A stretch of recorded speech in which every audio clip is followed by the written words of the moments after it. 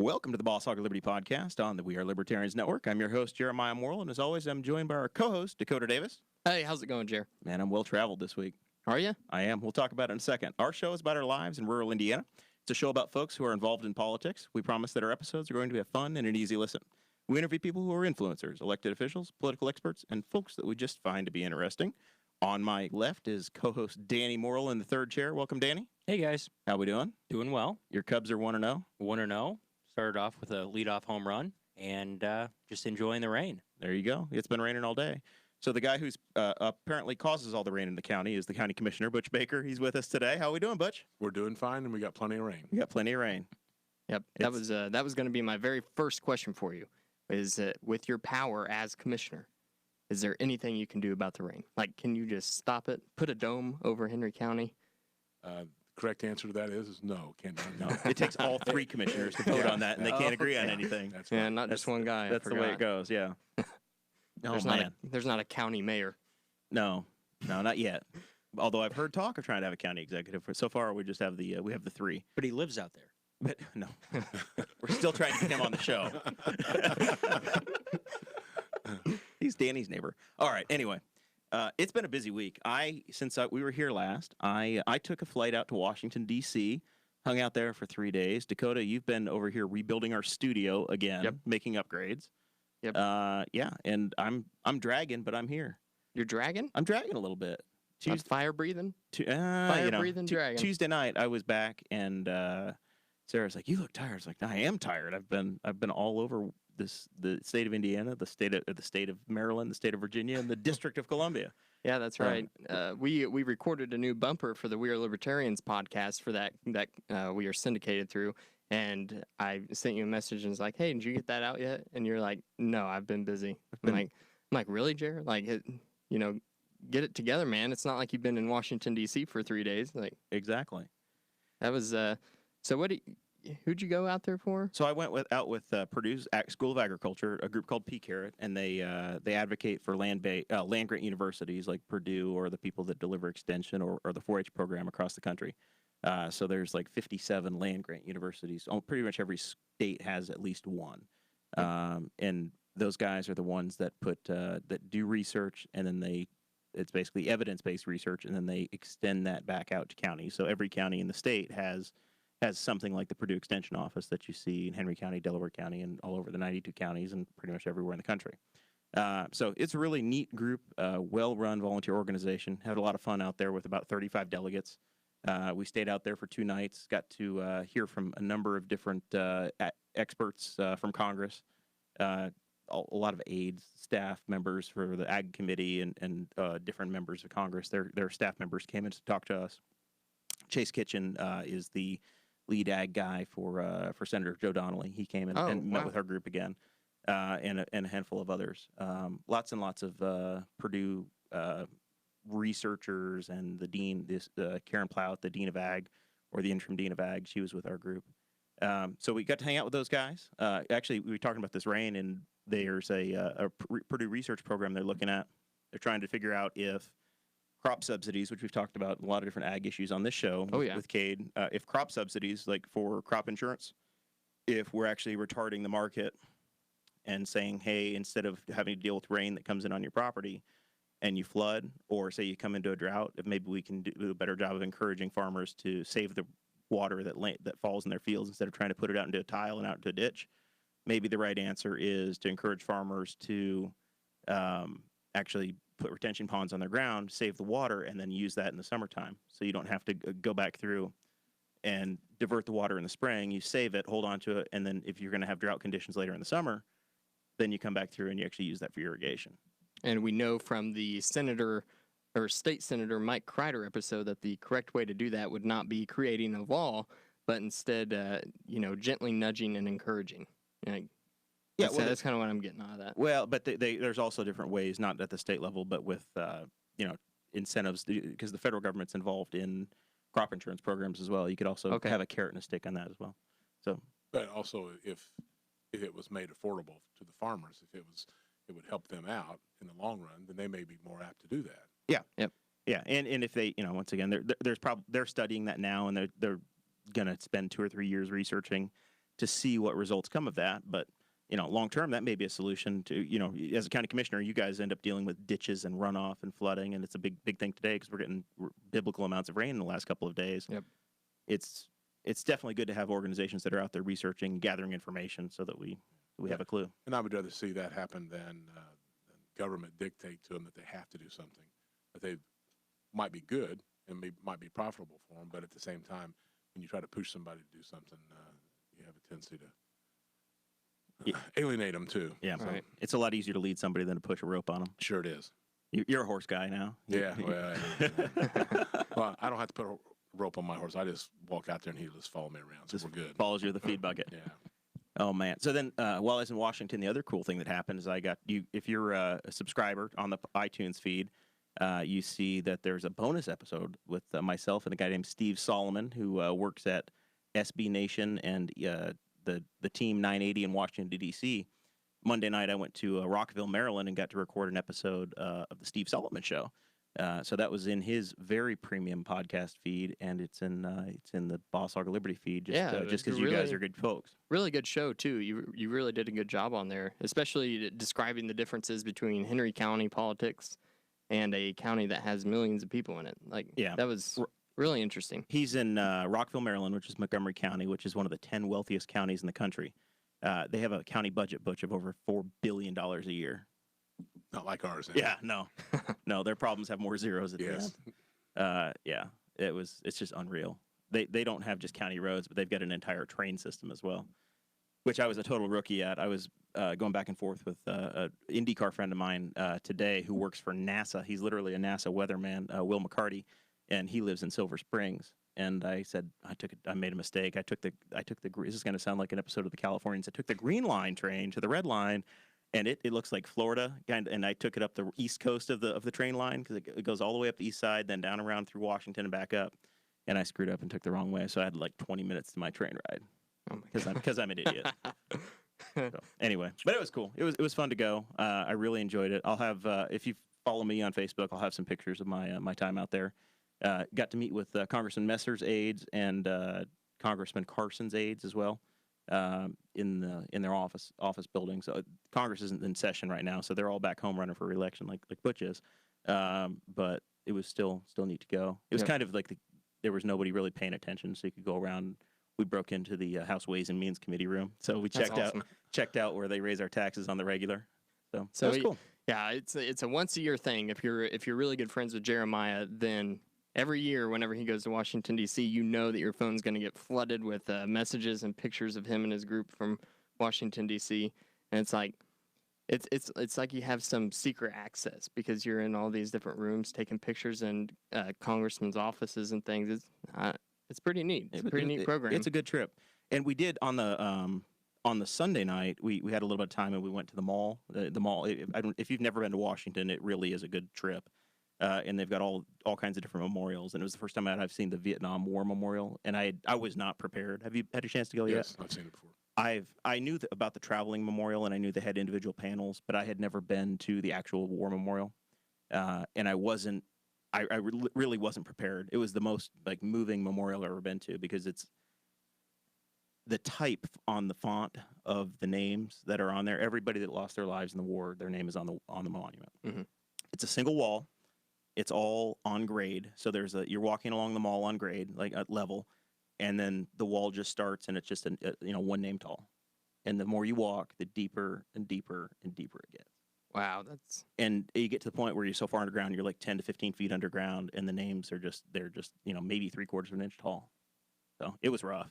Wow. Still tons of people out there, and it's a very active monument where there are people leaving flowers and albums and memorabilia and pictures, and it was rough. I was not prepared for that at all. So yeah, definitely worth visiting. So that was my Washington trip. I'll have some pictures posted, and folks can check that out. But all of that is free too. The Smithsonian's, the war memorials. It's definitely worth the trip. If you're in the Boss Hog of Liberty Inner Circle group, you already got to see all the pictures. There's a handful in there for sure. Yeah, so there's a little plug for that. Make sure you join that group so that you can see everything that's going on in our personal lives. We put it all out there on the line for everybody. So while I was away, you spent some money on the studio. I did. And you put together a new program. What's this big announcement we've been talking about? Well, okay. So the first thing that Okay. Well, first of all, we need to address the elephant in the room, which His name is Butch. He's right here. The I'm that, big, he but just I'm has not an that R big. next to his name. That's no, why. it's the GOP elephant. Yeah. Well, that is the giant banner that says it is your birthday. It is your birthday. And we have a chocolate cake with one candle on it that my wife, Audrey Peavy, made. Or Audrey Peavy. Oh, my goodness. I do that all the time whenever I'm You talking can to her. start over. It's Audrey Joe P.B. Davis. Yeah, we're going to restart the live stream now. No, it's just Audrey Davis. There's no hyphen. And it is our birthday. It is. 50th 1 year. episode, 1 year anniversary this week of the launch of this this tiny little podcast that started with you, me, Audrey, Sarah, and Chris Spangle in my sunroom by the aquarium. That's true. We've come a long way in 1 year. We were in your sunroom, and then we started doing poolside, and now all of a sudden we're in a studio in my spare bedroom, and we have brand new microphones. We've got lights and big time elected officials like Butch Baker that hang out with us, That's true. and we hold them hostage for the first 10 to 15 minutes of the show. No problem. This is where we make you comfortable. I'm comfortable. Yeah, I'm comfortable. There we go. Mission accomplished. All right. So what's this? What are we doing? We got a big Patreon announcement. That's right. So nobody knows yet. We didn't launch it early or anything, but the Boss Hog of Liberty now has a Patreon account, and I'm looking at it right now on the laptop. There's multiple tiers that you can go to. I just set it up while Jeremiah was gone. You're going to see a nice greeting message from us, a nice video from us that says, please donate to our cause. But there's a couple of different goals that we have with this Patreon So what's account. a Patreon do? If people have no idea what Patreon is, what's Patreon about? Well, that's a good thing to point out. So a Patreon account is where creators like all of us here at Boss Hog of Liberty, we can set up an account and create different tiers of rewards and monthly donations. So we incentivize our listeners to help keep the show on the air, so we don't have to come to Butch and be like, "Hey, Butch, we want to be the PBS of Henry County, and we want y'all to write checks to pay for our podcast." That's correct. Yeah. So we're independent media. we are. We're a very independent media. We are the independent media that, as far as I'm concerned, of Henry County. We're the only people that are having Butch Baker in our studio and filming this, putting it on Facebook, on YouTube, so that people can make informed decisions. Or the spare bedroom. Yeah, There you go. or the spare bedroom. It just depends on what you want to call it. But that's actually one of the goals, Danny. We're trying. One of the main reasons that we're trying to set up this Patreon account is so that eventually we can build our own studio, our own separate building to have a studio in with world-class internet that we have available here, and basically just make everything about the show better. Now, is this a mistake? It says we're trying to move to Spiceland, Indiana, so we can have Darren Jacobs as our personal overlord. What is this about? That is not a mistake. Well, we're trying to get to Spiceland because we just want to give Darren some property taxes. So, just a little kickback for Darren. We've been way too harsh on him here. No, so that's definitely the goal. That's our $500 a month goal. We need $500 a month for everybody, or we're just trying to get to $500 a month? We're just trying to get to $500 a month. We get thousands of people that listen to this podcast. If everybody just donated $5 a month, that would be huge. Welcome to church. Father Davis. So the $500 a month is our big goal. Our first goal is to hit $150 a month. If we hit $150 a month, my wife Audrey came up with the idea that me and her will sit down in the studio and produce a second episode every week. So every Tuesday, Audrey and I are going to sit down. The listeners, the people that subscribe and donate to the show, are the ones that are going to be able to listen to this podcast, and they are going to be the ones that are able to pick out the actual topic. So they get to decide what you guys talk about. Yeah, exactly. And how much money do they have to spend for me to show up on a Tuesday night? I don't know. I think that one of the main reasons that we're doing this on a Tuesday is it's not going to be video, so that I can still stay in my pajamas and my wife beater tank tops while we record the episodes. I don't have to get all dressed up and fancy for Tuesdays. I'm glad you put on pants because Butch is here. Normally, when Dakota does the show, he just wears his nice shirt and that's it. That's right. He's not wearing the pants on the air. It's like Anchorman. Yeah. So we have a couple of different tiers that everybody can go to. You can go through it. Go to patreon.com/Boss Hog of Liberty. We're gonna post the link on the Boss Hog of Liberty Facebook page. We're definitely gonna make it known. I created some artwork so that we can kind of advertise this a little bit more. But it is actually like it is very important that we get this going, because it's what's going to keep the show alive, and it's how we're going to keep producing this media source for everybody that listens in this area, this county, this district.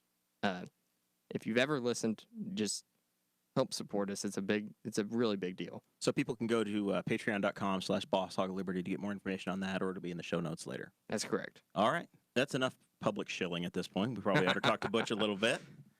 Commercial's over with? Commercial's Hi, Butch. over. Hey, good. How are you? Yeah, you know. Yeah, I understand. All right. So let's get to know Butch. You've been a fixture in county government now for about the last 12 years or so. You've been elected as you're at the end of your first term as county commissioner. Yes. So you're on the May ballot, and then probably on the November ballot if you win the Republican primary. If I win the Republican primary, yes. And then you've served 8 years as county sheriff. Yes. And before that, you spent some time as an investigator for the prosecutor's office, and then you spent some time with the Newcastle Police. Yes. So walk us through how you get to this point, how you get into law enforcement, and then what the progression is to learn, to get the experience you have and to get to this point in county government. Well, you get into law enforcement at the beginning. You get into it because your father, who's a police officer, tells you go do something else. And as a young person, you never listen to your dad, so you do exactly the opposite of what he tells you to do. So I went into law enforcement, and at the age of 21, I started with the Newcastle Police Department, and I spent 20 years with the police department. And I was under the old plan, so it's like the military, you're 20 and out, and at the end of 20 years, you can retire. So you're a 41-year-old retiree. I'm a 41-year-old retiree, and the reason I made that choice to retire at age 41, not because I wanted to get out of law enforcement, because I still loved it. There was never a day, and has never been a day in 39 years, that I didn't enjoy getting up and going to work. But at 41, I figured I might be more marketable to get another job and maybe work for another agency and be able to do another retirement at some point in time. So I left there and I went to work for the prosecutor's office. And I had been working for the prosecutor's office as a part-time person for about a year and a half. So I started with them, and I spent 4 years at the prosecutor's office, and then What kind of work were you doing with them? Investigator. Okay. And basically running down some leads, mostly office work, processing all the paperwork from the state police and the Henry County Sheriff's Department, Newcastle Police Department, Nicetown, Middletown. If they executed an arrest on somebody, then basically the paperwork come in, and somebody had to write up the charges and make sure that they were correct with the state statutes, and then give them to the ladies to type up. So I would be the one primarily that would go through all those and process that.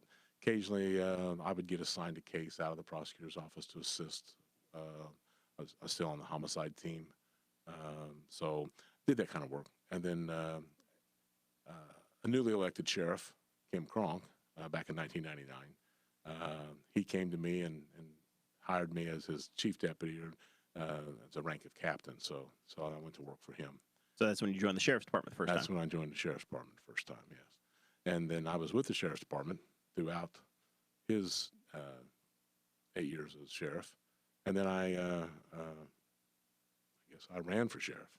It was never my intention to be sheriff. It was never my intention to run for any political office. But at that point in time, the opportunity was there, and that election there was 7 Republicans, all law enforcement officers, and we all ran for the same office. You guys don't just arm wrestle and have a backroom deal on it? Was that uncomfortable in the locker room at all? No, not really. I mean, there was obviously 3 troopers, a couple of them who had been retired, one who was not, and then there was the rest of us were county deputies. So who ran? Was it like I don't know. Did Rick run at that time? Rick McCorkle, the current sheriff, Rick ran at that time too. Yes. and then Landon Dean ran. Landon is he a Democrat or Republican at that point? I think he was Democrat. Well, no, maybe he was Democrat. Okay. But, And then did Joe Wiley run maybe? Joe Wiley ran. Yeah. He's the highway superintendent now. Yeah, and he was a highway superintendent then. Okay. Retired state trooper. Let me see. Don May ran. Okay. And Elmer New ran, who was a detective with the sheriff's department at that time. So there was Nyla Kronk ran. Yep. She was a current, and as she still is today, she's a current trooper with the Indiana State Police. So that was sort of the gist of that, and we all ran, and it was a long, because somebody got a jump start. He started about a year too early. You can start running as early as you want to, but there's a lot more paperwork involved. Well, there's a lot more effort involved if you start running too early. You got double the fairs to go to, and double the parades to walk in, and double the amount of shirts you have to buy, and so it did. It started a year earlier than what most of the races normally started. So because Don May started early, then we all started early. So then we all followed suit. Damn it, Don! Yeah, and Don's a great guy. He really is a great guy, and a good competitor. And all in all, I mean, that race, although it was long, and it was probably the best time. As being in politics, it was the best time out of all of them that I've been involved in. So then, in your time at the sheriff's department, you guys oversee. You have like 2 or 3 different major roles in running a sheriff's department. You have a jail that you look after. You are responsible for warrants and arrests, and then I guess there are some other administrative functions that you have as a sheriff. Civil process. Yeah. As a sheriff, you got to manage the 100+ employees you have. You got to keep trying to hire them, especially correctional officers. That's a hard area to keep. It's not a fun job. And back when I was sheriff, it paid under $10 an hour, so that it was a difficult to try to keep. And Sheriff McCorkle today, he's still struggling, even though they've got the pay up a little bit. He's still struggling, trying to keep. It's not a field most people want to go into. It's not a career that they want to spend their life doing. So I'd imagine you're competing because we have a state prison that's 3 miles north of your county jail. You're also competing for the same worker pool is also can potentially go up the street and go work for GEO. That's true, but at the same time, the sheriff's department, while I was there and while Rick's there now, they, from time to time, we would get actually employees from GEO who came to work for us. Mm-hmm. Some part-time, some would come part-time, then quit that at GEO and come full-time. The pay difference isn't a whole lot different between them, and for whatever their reason was that they might want to leave GEO. And then we've had some that's left the sheriff's department and went to GEO. So it goes both ways. So you were actually sheriff for 8 years, correct? Yes. All right, and then so obviously before that you still helped to really kickstart a lot of things that were going on within the county and the city. I have here on the show notes that in 1987 you helped establish the Area Drug Task Force, and in '89 you helped establish the emergency dispatch in the county. Yes. I was with the Newcastle Police Department, and in '85 I got invited to attend the National Academy, FBI Academy at Quantico, and that was a 3-month training facility. So one of the things I came back with that I was armed with was information about federal grants, and there was a big push back then to try to do something on a local level, multi-agency for substance abuse, drug task forces. So when I came back, I started working on that process as a Newcastle police officer. Again, it's multi-agency, so worked with the Henry County Sheriff's Department. Kim Kronk and myself together ended up being the co-directors and co-writers and co-founders of the Drug Task Force. And ballpark figure, I think our first grant was $240,000 or $250,000 that the federal government gave to us, and it was a multi-agency. There was actually 5 of us initially. There was 2 from the city, 2 from the county. We had representatives from Nicetown and Middletown. But as far as working a regular 40-hour plus hours a week drug task force, we had 1 state trooper. They were assigned to us, and the 5 of us conducted criminal investigations for substance. So, did that fund the officers? Did that fund equipment or technology? What do those sorts of grants fund? What was the Mostly everything. Didn't fund automobiles. Luckily, we had a couple of local auto dealers who were gracious enough to say, you know what, we believe in what you guys are doing, and you can come and pick up a vehicle, and you can use that vehicle for a couple months, and then bring it back, and we'll give you another one. something like that's cool. a Goodwin K car or something? An 87. No, I had a 1972 Fury, green Fury, 4-door. It was a new trade. Yeah, I'm telling you, it was a boat. It was a boat, you know. But you know, You had to have just totally off track. I'm going to ruin everything, but you had to have some really cool old cop cars, right? And oh yeah, the old you didn't always just have Diplomats. a Crown Vic. You had to have some other interesting You know, stuff. being the Boss Hog Liberty, we're pretty interested in old cop cars. Yeah. Yeah. Well, and there have been a lot of old cop cars, and up until just recently, there was a whole junkyard. When I say junkyard, a scrapyard out there at the highway garage. Yeah. Now I think recently in the last year and a half, we've gotten rid of most of them. There's still a couple left out there, but we've managed to get them hauled off for scrap. That's after we've taken the engine out, and put it in another car. When I was sheriff, engines, transmissions, differentials, that was all.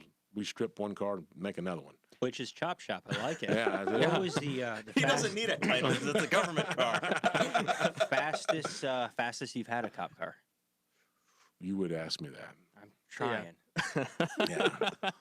Well, probably the fastest police vehicle that I ever drove was and I don't remember what year it was. I want to say it was Camaro, and it was an undercover car.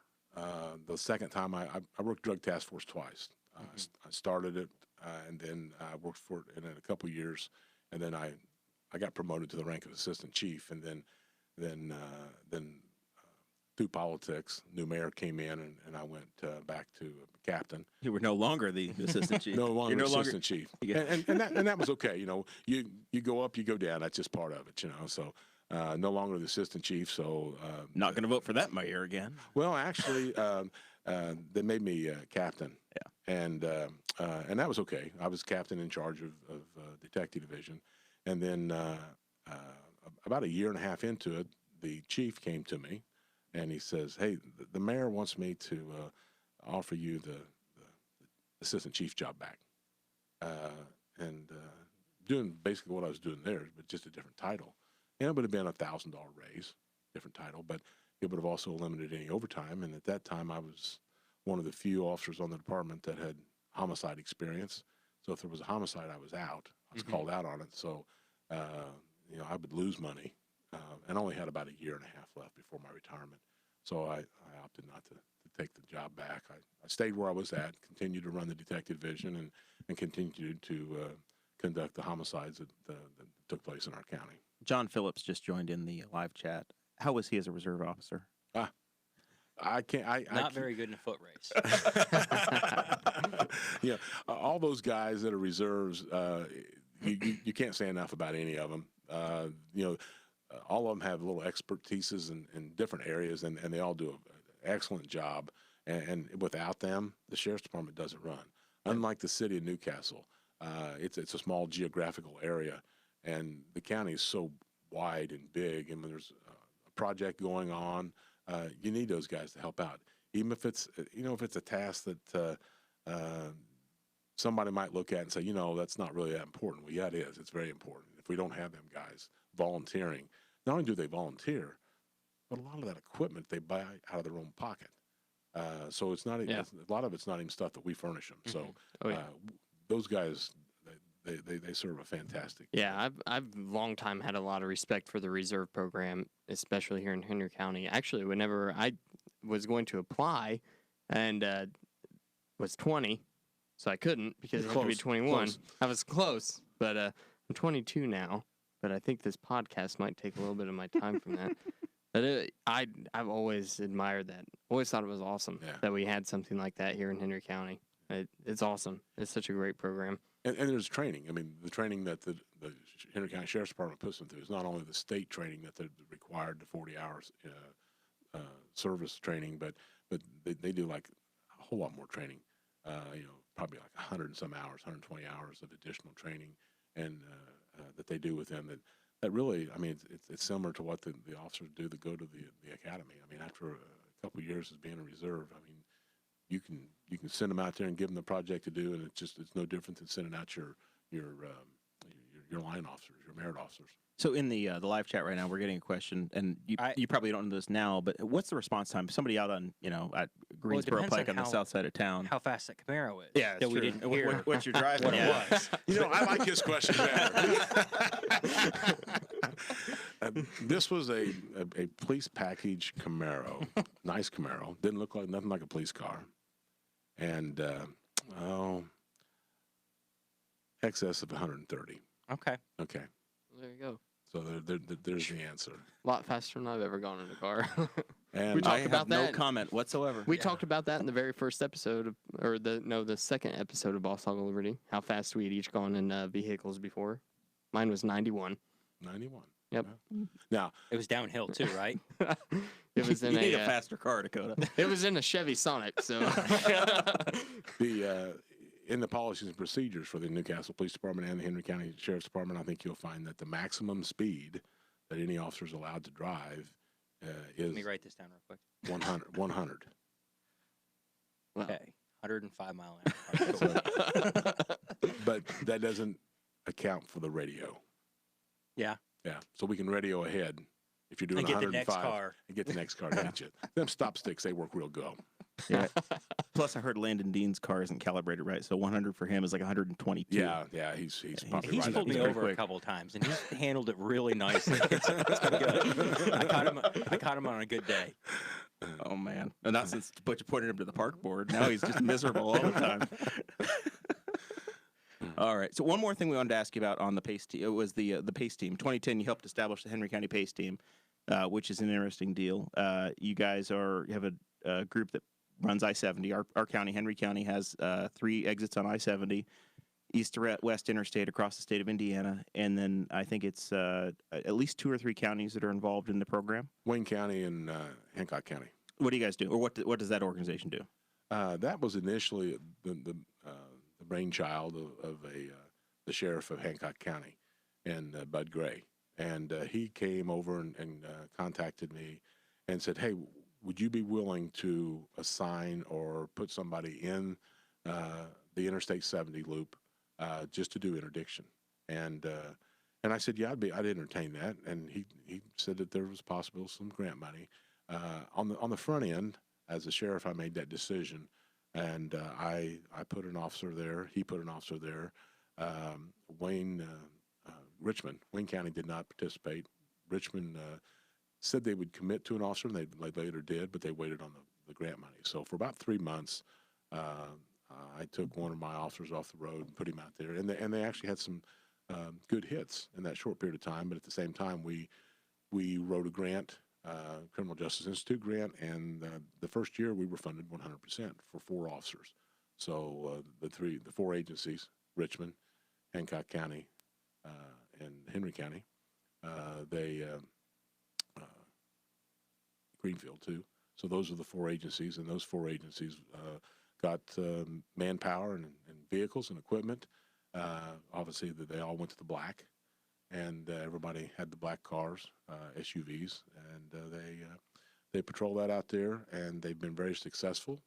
They've taken off, when I say major pounds of drugs, whether it be This is the heroin group and that I always coke. criticize for arresting tourists that are going from one legal state to another with Sure, marijuana. sure, yeah. Poor Well, folks. But the problem is it's not always just marijuana. Sometimes they've got some heroin, and they've got some other items, pills, and they've even actually broke up several non-drug related. There was the circuit breakers. There was a guy and a couple of his associates that were going around multiple states, and they were still in circuit breakers like you have in your fuse box. Well, those things aren't cheap, and they were shoplifting them, and they had thousands of dollars worth of circuit breakers in their vehicle when the PACE team stopped them. What's the street value of a circuit breaker, Dakota? You're the expert in the room. I don't work with just regular ones. Square D? Cents? Yeah. But Siemens. I mean, sometimes like they can be really expensive. Like your GFCI circuit breakers can be upwards of $80. I mean, just for one. Like, Right. and if you have 2 of those for your kitchen, I mean, for just the breakers in your kitchen, you're talking $160. I got pulled over by one of the members of the PACE team one time. Me and Chase Payton and our friend Kyle, we got pulled over for not wearing seatbelts in Kyle's car, and it was a Monte Carlo, and Kyle had just got it. Well, his brother just gave it to him, and he didn't have the registration for it, so we ended up it was this whole big mess, and oh my gosh, I don't even want to get into it because it was just such a big mess. We had to call so many people to come out. We had to call the Did you have to people get bailed out of jail? No, we didn't have to get bailed out of jail, but like we had to call the people that his brother purchased it off of. Problem was, it was like 12:30 in the morning, so the guy had to get dressed and come out to where we were pulled over at. It was a big mess, but I always wear my seatbelt. Did it have plates? Valid plates? No, it didn't have any plates on it. I've got some pretty bad pullovers. We won't get into them. There was about a year and a half where I couldn't go through Carthage without getting pulled over, and that was on my way between home and work. So I had my struggles myself. I never got pulled over anywhere else in my life but Carthage, Indiana. Man, I was a target. I was a target. All right, enough about that. Butch, you're on the county commissioners, and you became the president of the organization. Was it your turn? How'd that happen? Actually, I was president last year, and All right, so this year you're not. I'm this year too. Yeah, 2 years in a row. And historically, what had happened? I think Ed Yannis was president for like maybe 3 years, 2 or 3 years. Kim Cronk was. Before that, Kim was president for 2 or 3 years. So last year, year before last, which was my first year as commissioner, they both said, "You're the president." And I said, "Well, wait a minute. This is a new gig for me, and I'd really like to settle in for a year before you make me president and add additional responsibilities. And I really don't need the extra money as being president." There's extra money in it? It pays a whole lot more money to be president. Well, that's where you're on the take right there. I hear all this money about all this. Everybody makes extra money in county government. That's it. Apparently, it's in the presidency. It's in the presidency. It's like the park board. They doubled my money when I became president of the park board. Yeah. See From what you 0 mean? to 0. Now you know. Yeah. So I talked him into not making me be the president the first year. So last year I became the president, and I accepted it, and I was okay with it. I felt comfortable with that. This year, when it came back around again, and there had been some discussion about rather than anybody keep it 2 or 3 years at a time, that we just alternated. Every third year you're going to be president. And I said, well, I'm sort of okay with that, I guess. But the discussion went on a little bit further, and they said, well, since Kim had it for 3 years and Ed had it for 2 or 3 years, and why don't we give it to you for a couple of years, and then we'll start the rotation. So that made me the president the second year. Here we go. It's a long story, but that's the truth. So What? I don't think that we really covered this, but what was the deciding factor whenever you decided to run for commissioner? For me? yeah. So one of the Cronks retired. Bill Cronk was retiring. Right.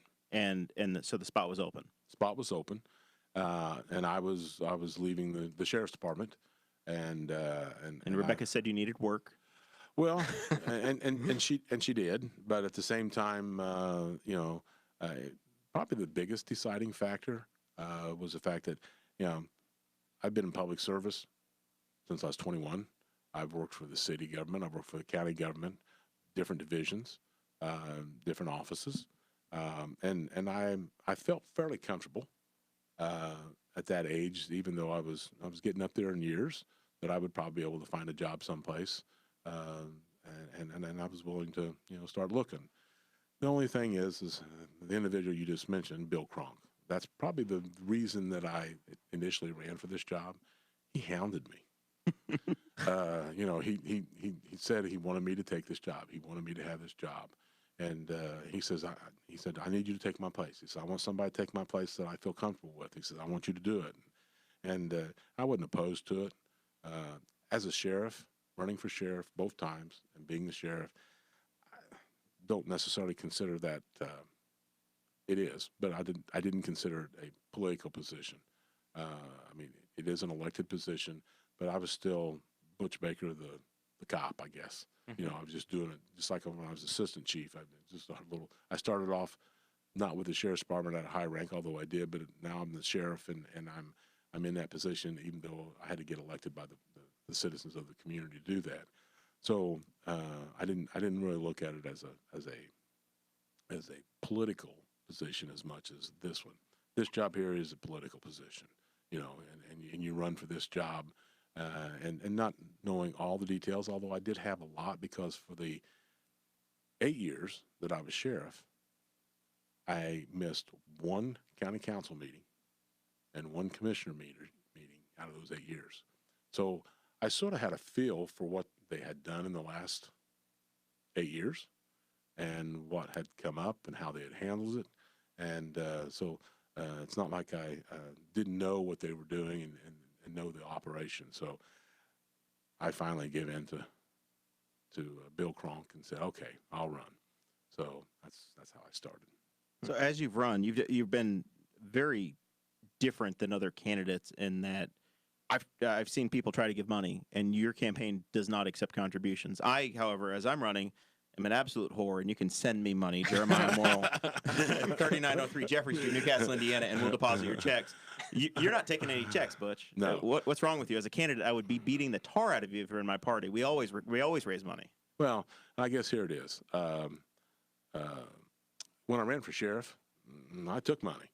The sheriff race was especially the first time when you got 7 people. I mean, you got to pull all the stops out, and it's very costly. It's the lifeblood of keeping a campaign going. Right, You're not paying yeah. in your pocket. You're paying for No, science, you're- materials, right. time, Everything. volunteers. You've got a lot of work to do. A lot of work, and the costs are very costly.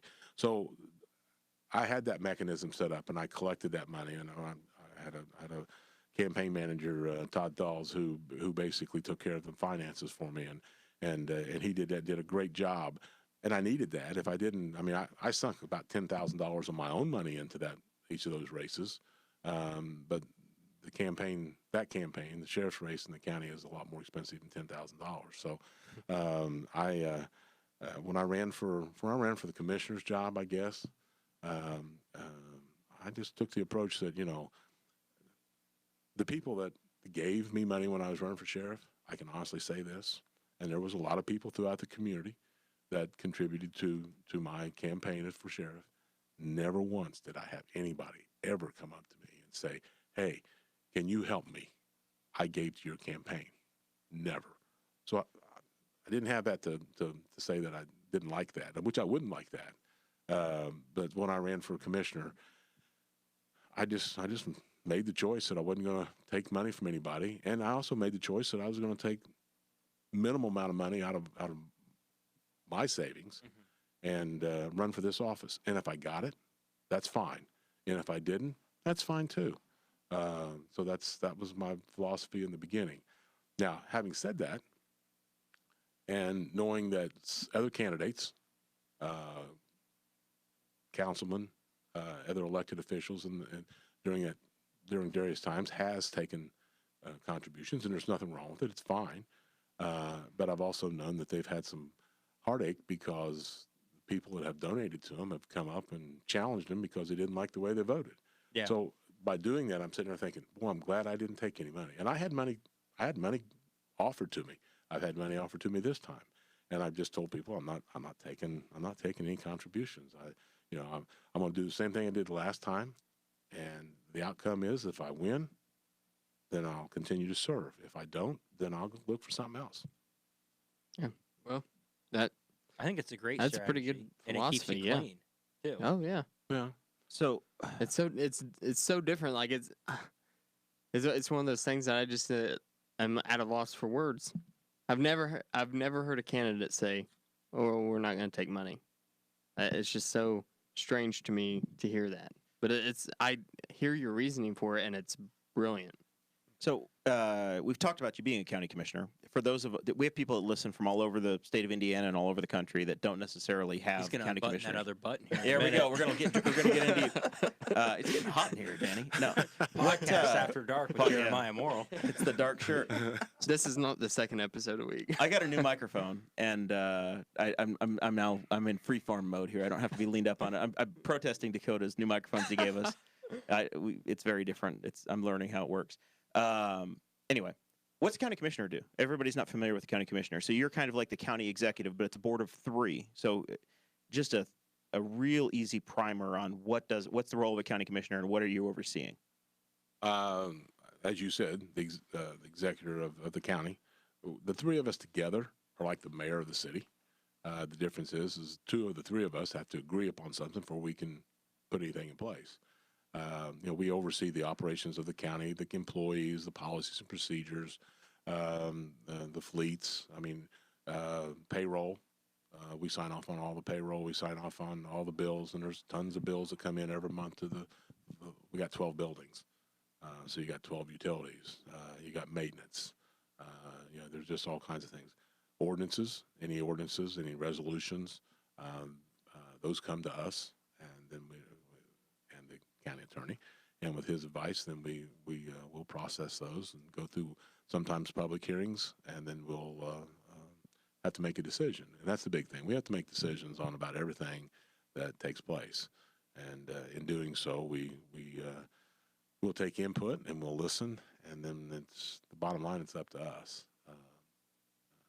I know there's a lot of people would like on any and every issue they would like for it to go to some kind of a referendum, but We heard that last week. We don't do that, in the state of Indiana, and I guess if we did, we'd have to have an election with all the different issues that we have, and everybody else has. Every county has the same issues, but we'd have to have a referendum every month, and have about 20 things on the referendum for them to vote on to see what the majority of the public wanted.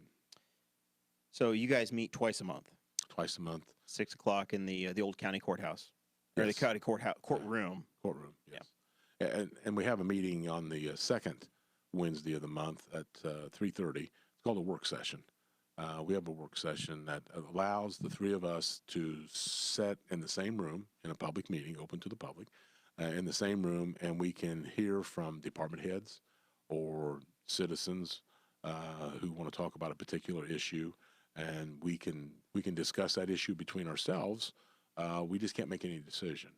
So a lot of times, maybe on the first or the second Wednesday of the month at 3:30, we'll have a meeting that usually goes till 5, and then at 6 o'clock, then we will actually do some decision making based off of the information that maybe was presented to us at the work session. So some of the issues that have been going around the county for the time you've been in office, and I assume these are some of your platform issues. Going back to your time as sheriff, the county jail has been like this hot button issue where you needed a new roof, you've got plumbing issues, you've got overcrowding, all of the stuff going on with the jail. Are you in a position where you're advocating for a new jail? I know Delaware County and Marion County are both, or Delaware County and Rush County are both building new jails. Is that the future for Henry County, or I know where do you see the jail situation going for Henry County? Well, you have to go back to when I was sheriff in 2013 as a sheriff, with the conditions and everything that we had going on with the sheriff, with the jail. And you got to remember that the jail opened in 1980. It was built in 78, 79, opened in 1980, and it was designed and built. It was the last lineal jail in the state of Indiana. Everything else has went to pod. So the pods are the future of, and still are the future of the jail, 2-story pods. So, but when the jail was built, it was built for 68 people. So the square footage, the bathrooms, the toilets, the sinks, the showers, were to code for the 68 inmates, the maximum amount of inmates. A jail is no different than a church. Once your church gets up to about 80%, then there's not enough elbow room, so it's overcrowded. Even though you got maybe under 68 people in there. So at that point in time, I was, 100 plus in the jail, another 75 or 80 across the street in the jail, the work release center at that point in time. We actually ran a work release center and community service with inmates. So at that point in time, I started the process as a sheriff, and the federal government will only recognize a letter from the sheriff. They won't recognize a letter from the commissioners or the mayor or anybody else. So I sent a letter to the federal government in Washington, D.C., and requested a assessment of our situation here in Henry County. And they sent in a team of 4 people. And there was a 3-day. We had 2 public meetings. It was well attended. And after that, I started a criminal justice coordinating committee. Coordinating committee has about 25, 26 people on it. It has representatives from throughout the county. And basically, we started the process to look at what our needs were and how we could combat this overcrowding problem. So why do we have so many more people in the jail? Because they don't go to the state anymore. The state changed some rules in the last 4 or 5 years, and now the county is responsible for housing folks instead of sending them to a state prison. That's true. Yeah, it's exactly true. And our numbers have fluctuated up and down. I think today there's the prosecutor got better. Is that what happened? We're keeping more people. Well, no, I mean I think the prosecutor's office and the judges and the prosecutor right now have been working real hard in an attempt to speed up the process. If today there's 107 people in the jail, and probably out of that 107 that's actually housed in the jail, I'm going to say, because I didn't look at the actual number, but I'm going to say probably 12 of them have been sentenced. The rest of them are waiting. And if it's a level 5, 6 felony or up, then they're going to be there for a year before they're sentenced or released, whichever the case may be. Why does it take a year to get sentenced? You know, and that's what I was talking about. The judges and the prosecutor's office and the public defender's office has been working, trying to expedite and speed that system up. But it's that way, not just in Henry County. It's that way everywhere. It's everywhere. Yeah.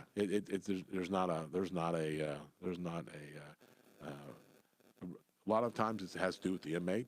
You know, the inmate says, I'm not taking a deal. I want to go to trial. And then when they wait, they go through the discovery process, which takes time for both sides. And then when they have a couple hearings, and then So these are folks that are awaiting trial. They're not convicted yet. They're not out on bond or bail. Nope, They're just waiting in jail until they go through the trial process. Right. And some of them can bond out, but the bonds to the point that they can't. Or some of them have bonded out and they recommitted another offense allegedly, and now they're back in and there's no bond. In this county, what is the main reason to be incarcerated, would you say, that takes the majority? Alcohol and drugs. Yeah. I mean, that's the bulk of the people in there for that. There's occasionally you'll find a person in there that had alcohol didn't play a part or drugs didn't play a part in them being in there, but those are far and few between. Right. But I think if you go to the other counties, you're going to find pretty much the same thing. Yeah. Do we have a drug problem here? Yeah, we've had a drug problem here for years. Every other county does too. Every county does too. Exactly right. Yeah. But you know, we do substance abuse classes in the jail. I did it when I was there. Kronk did it when he was a sheriff. Rick's doing it now. Those classes are great. And occasionally you'll get somebody that comes out and doesn't reoffend. Yeah. Those are far and few between too. So at this point, do the commissioners have a working plan for what the future is for this jail, or what's the next step? Well, there's been a couple steps since then. There was 4 of us that went out to the NIC, the National Institute of Corrections, and there was a week-long, paid for by the federal government, training, and it basically has to do with essentially what it is this is what a jail is, this is what it should be, this is how it should be ran, and this is what you need to do to look at what you need to do with your jail, and this is how you, step by step, how you build a new jail. Go to the design to build a new jail. So when we came back from that, and one of the people that went to that was Dick Bauslog. And when he left, he basically went because nobody else had the time. It was summertime, and being a school teacher, he could take a week off, and he went. And when he went, he was opposed to a jail. And the reason he was opposed to a jail is because the jail's not that old, and his house is older than the jail, and he's still living in his house. And when we got out there, one of the instructors, because he brought that up, one of the instructors said, yeah, but how many people you have living in your house? Let's put 80 people in your house for this many years, and what kind of condition is your house going to be in? And things like that sort of set in on him. And he went out there saying, we don't need, and he came back saying, we need to do something. So unfortunately, he's leaving that position, but he's one of the supporters at this point in time. That Criminal Justice Coordinating Committee, besides the trip, we went out, we came back armed with all the material we needed. We then started a process to hire a consultant company to come in and do an evaluation of not just the jail, but the entire criminal justice system, prosecutor's office, courts, everything, community corrections. And then he's been putting together. There was a downtime delay because of money. There wasn't any money to hire him. The commissioners did a process, and they selected who they wanted to hire, but there wasn't no money to pay him, and the council didn't have the money to pay him. So what they basically did was, until we got the Lowett money, that's where they was able to pay him. So once 3 years later, when the Lowett money come through, public safety money, they took some of that money and hired him, and he's been in the process. Now it's been probably just right at a year, and he's getting very close to having a report back to us. So are there any federal or state grants that the county can apply for as far as the jail goes? No. I wish Man. there was, because we'd be applying That puts for you in them. a tight spot. So once you get this report back, and assuming that it says, yeah, we need to build a new jail facility, do you go bond route like Rush County did? Rush County's jail was $25 to $30 million price tag to build a jail. Our ability to bond at this point in time may be limited, because we still have a bond out on the Justice Center. So that's one of our issues that we'd have to look at. The other issue that we may be able to do, there is a sort of like the public safety Lowett money. We could there's it's not a popular thing to do, I know this, but we could enact another tax similar to the public safety, which would generate, and I think the last time I heard it was generate just like $1.8 million a year. And if we did that, and it would probably cost each household in our community $200 a year. Is that another property tax? Another another property tax. So that was kind of something that we brought up on the Susan Hoon episode, was the public safety money going to the jail. Yeah. And as far as I know, there's $35,000 that's unaccounted for in the Lowett budget, or is that incorrect? I don't know about anything not being accounted for. So is there anything that could be cut from the public safety fund that could go towards a jail? Well, I mean, I know it's kind of well, and my figures are going to be round figures. I Right. know that last year and this year, last year there was probably over $100,000 that was put into maintenance to fix some of the things in the jail that needed to be fixed, security measure items such as the bar doors that had been busted and broke. So this year they've had to fix a few more doors, not to that extent. So if we were able to, over a period of time, carve down, we're not going to have to put another new roof on, because we got a new roof on it. Yeah. But if you had $100,000 or $200,000 a year that you could throw off to the side to throw at a jail, then you're going to wait another probably, I don't know, 15, 20 years before you can actually do anything. Mm-hmm. Again, I know it's not a popular thing. That money was there to enhance and the emergency services, whether it be police, fire, or EMS, and that's what it's been doing. It but paid it's for a being lot of depleted. new police cars. I know that before that was put in, the county had some ridiculously high-mile vehicles on the road. Yes, I did. Yeah. Yes, I did. I've overheard a lot of I conversations remember about that. when Phil Cassane was still around and he was a reserve. His 300,000 miles. he had hundreds of thousands of miles on Yeah. his vehicle. Yeah, and when I was sheriff, and I'm not complaining about it, times were tough. And every year, after the first year I was there, my budget got caught, Mm-hmm. and it got cut and cut and cut and cut. It wasn't intentional. It was just, it was just the times. Yeah. Well, You served from what, 2000? 2009, no, 2008 through 15. That's 8 years, I think. Yep. All right. So we've covered the jail. We've exhausted that pretty extensively. Well, with the exception of one thing, if we get to the place where we can build a new jail, we can technically. One concept that we had several years ago, or I had several years ago, was to go out to the youth center and utilize it. I had a company come through and give me a ballpark figure, an engineering company, said for $5 million we could add on a pod out there and make a 200-bed jail.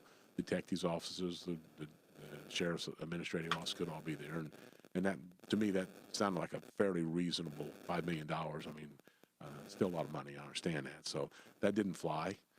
So now we're here where we are today. So I've looked at some other places that for probably, we're talking $10 million, and that's just a ballpark figure. But we can build exactly where we're at now onto the existing building, turn the old building into detectives' offices, and put a 200-bed facility or 250-bed, whatever this thing comes back at, and do it right there on county property we own now, and not take the jail and move it into another neighborhood, because then somebody's going to say, not in my backyard. Right. It's already in somebody's backyard, and it's there where it's at. So, Or just get people to stop breaking the law. if you figure out how to do that, let me know. We need I less have- laws, and then we don't have to convict. I have them. at least one idea, and it deals with marijuana, but we're not going to get into that because it's not a county issue. You talked about not in my backyard. That segues us nicely into land use. It does. And Sure. my backyard is a parcel that's been discussed on Facebook and in social media here lately. There's a little over 100-acre parcel off 300 North Yes. that the Planning Commission said, hey, we want to rezone from rural residential to light industrial. And I understand that came to the commissioners this week, and you guys heard some testimony. And what's the process on that? And what's the on a larger scale, what's the process that you guys go through when somebody says, hey, we want to take a parcel and do something else with it? Well, the first step is what's already happened, which is the planning. There's an application made, and the planning commission looks at it, and then they hear testimony, and then they look at it, and they make their decision, and then they send that decision up to us, and we can overturn it. We can go along with it. That's a decision we have to make. Last night, after we put out public notices, we heard testimony, probably from the same people that the Planning Commission heard from. And after we heard the testimony, both for and against, then we tabled it last night until 2 weeks till our next meeting.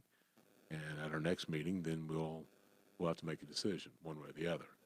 During that 2 weeks' time, and I'm sure we all three have, I know I have, prior to the meeting last night, I had started looking at some different issues, and I knew their concerns from what I'd heard from the Planning Commission. When I say that, I read the paper, and so I knew what was somewhat of what taking place there. So I've started looking at some of their concerns. I will continue to look at their concerns at this point in time for the next week or so, week and a half, and then 2 weeks from now we'll sit down and I'm sure we'll have to make a decision one way or the other. So this is an issue that's not going to be fester. Like the wind is a larger scale thing, and we'll talk about that in a minute. But this is not one of those that's going to sit there for months and months and months. It's going to be in the next couple weeks. You'll have a vote up or down to accept there. Second Wednesday next month, one way or the other, we'll put it to bed. Okay. All right.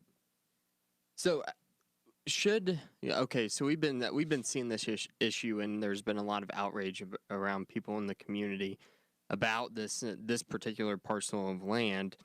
So, I mean, do you think that how do you regulate that? What goes through your head whenever you're making these decisions?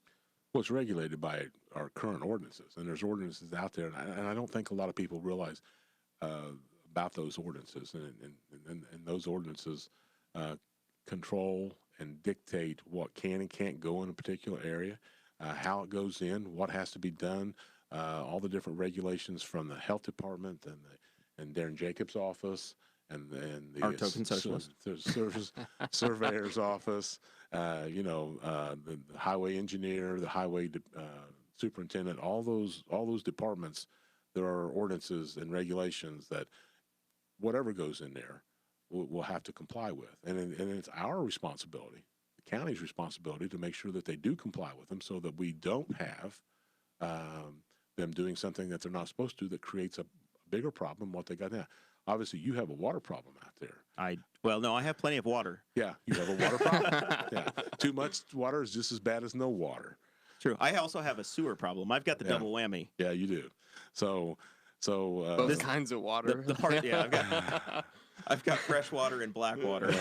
You just don't mix them together. And a little bit of on gray. God's radar. A little bit of gray right there. Yeah. But this parcel that we're talking about is like 2,200 feet from my house. I mean, it's very close. Sure. I'm an affected neighbor of this decision. And there is in our ordinance, there is a setback regulation as to how close somebody can build in, let's say, light industrial, if it was to go light industrial. But at the same time, currently it is a rural residential. So theoretically, a developer could go back here tomorrow, go up to, well, they'll close tomorrow. Tuesday, they could go up to the office and make application and decide that they want to put in a Subdivision, maybe a low income subdivision like what's on the other side to the north of you guys. They could put one of those in. They could do apartment complex. They could do anything like that because it is zoned for that's what it's residential. zoned for. that's what it's zoned for. Right. So for it to be sitting there farmland for the rest of its life, it could be, but then again, it could not be. It could be a residential area just as well as it could be a light industry. If light industry was to go in there, the setbacks will apply. There's a noise portion of that ordinance.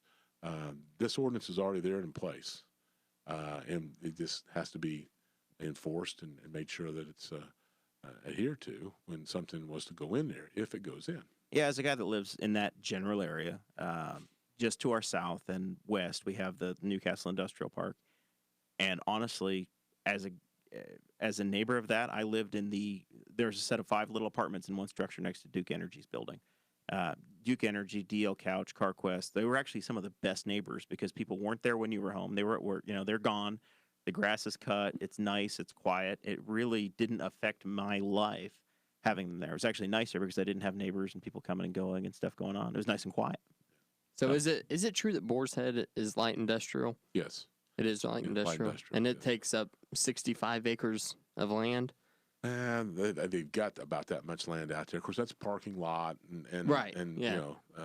Perimeter, and they've got a retention pond there, maybe 2, if I'm not mistaken. And that, just to clarify that, talking about the retention pond, like you said, that could help, right, the residents there with the water issues. Sure. Whether it's a housing complex that goes in or whether it's a business that goes in, whoever goes in there, if anybody ever does go in there, they're going to have to adhere to that water issue. Right. So they're going to have to make sure that what they put in there does not adversely affect that area, but they're also going to have to fix whatever the problem is now. And we all know Right. there's a problem there now. So whatever they do is going to have to address that water problem. Yeah. And by doing so, the residents on Jordan Drive, no matter what goes in there, it's going to be a plus for them. They're going to have somewhere to send water potentially. Sure. Yeah, because Sure. there's no factory in the entire world that wants their factory floor to flood whenever it rains. No. Like, that's not going to happen.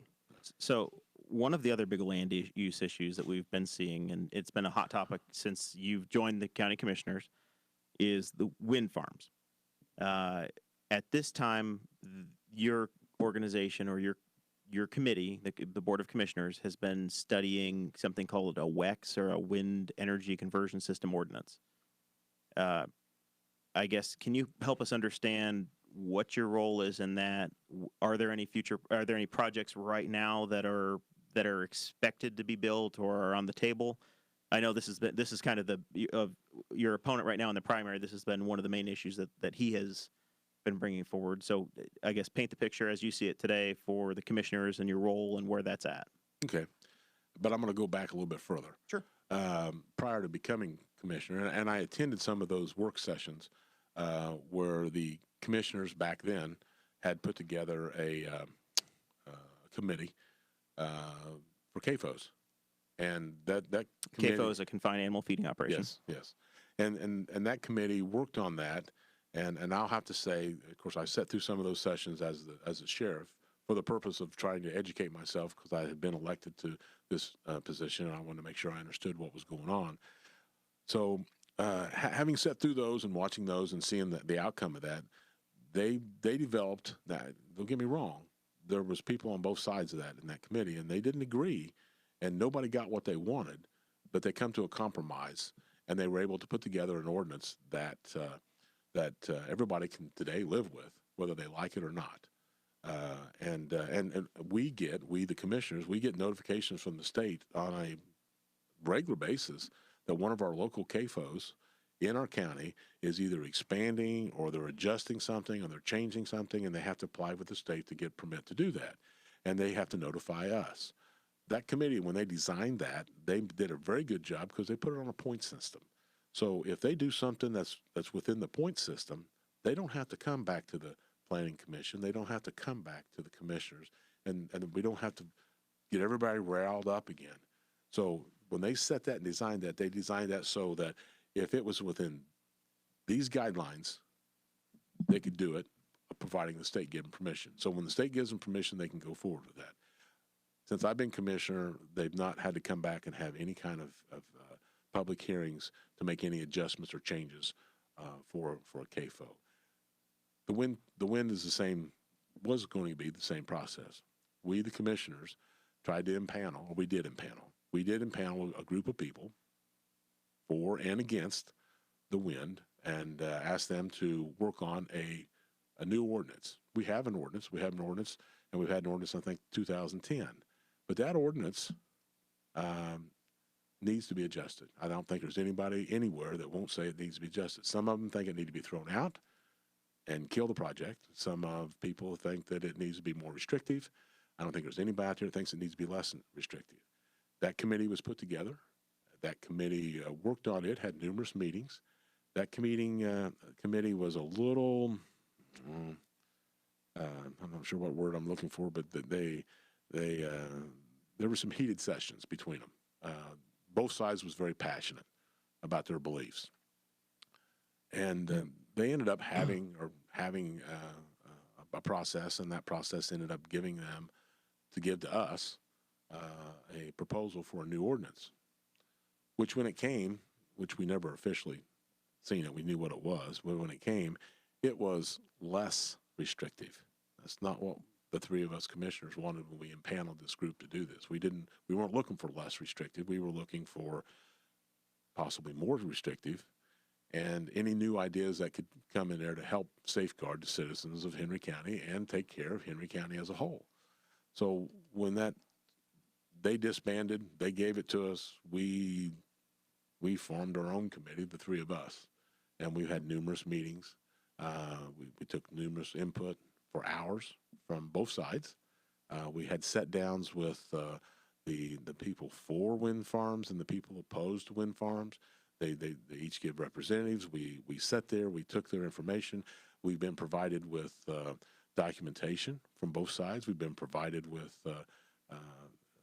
their wish list, the people that are opposed to it. First one in written form, and then we've asked for some electronics forms of that for obvious reasons. If we agreed with something, it's easier to cut and paste and slide it over into a proposal than it is to retype it, since I'm a slow typer. So that's sort of the process that we went through. Once we were done with the hearings and the committee's input, the committee of the both sides, basically what we've done, the three of us commissioners, we took the latest and greatest that the people had agreed and not agreed upon, and I think it was like 26, 27 pages. And then we have taken that and we have traded it around, sent it to each other. In other words, I'll take that version and I circle what I don't like, and I'll put in what I do like, Right. And then I hand it to the other commissioner. He does the same thing. He hands it that one. And for the last month and a half, that's what we've done. we've taken that document and we've passed it around. So when does this come out of committee and get to It's out. an ordinance? Well, it's out of that part of it. At some point in time, there are 3 areas that the 3 of us can't agree upon, and we can keep passing that thing around until whatever. Until you're It's in like, the yeah. face. Are you trying to get to the point where you have 3 votes yes or just 2 votes yes? Well, we're just trying to get to the place where everything in there right now, with the exception of 3 areas, we've got 3 votes yes. Okay. And it's a lot longer than what it was before. We've incorporated a lot of the input that we got from the other side, from the people who are opposed to it, and we've incorporated some stuff that the people that are in favor of it have wanted, and the people that are opposed to it during the meetings that agree that that's not bad. So we've put a little bit of both in there. So we've increased it in size, and now we've got it to the place to where those 3 areas that I know we can't agree upon, I actually sent it to the attorney, and the attorneys have it now. They're looking at the language to see if what we've changed and added and did, if it's all legal. So there's a lot of different things that are going around inside Henry County right now about the wind farms. It's been a big issue. It's been a hot button topic for a long time. Is there anything that the county is trying to do to kind of help extinguish all the myths and the get facts out there for people? I guess I have to ask you what you mean by the myths. Well, so like there's all kinds of different things that are going on, and I mean I don't want to get into this because I'm personally I'm really split on the issue Sure. of wind Sure. farms, but there's been just so much polarization going on, and it's kind of sad to see because people are hating each other, like actual disgust for each other, just because of the wind issue. I mean, Cade Coger is one of our co-hosts here, and we've seen a lot of it just in our comment sections and videos and different posts that we make. So I guess not really the myths, but just trying to inform the public about it.